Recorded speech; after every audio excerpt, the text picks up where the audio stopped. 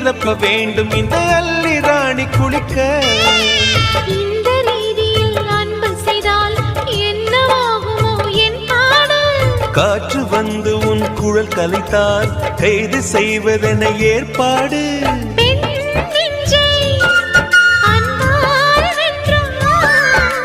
ஹே ராணி, அந்த இந்திரலோகத்தில் நான் கொண்டு தருவேன் நான் ஒரு பூவீதம். உன் அன்பு அது போதும்.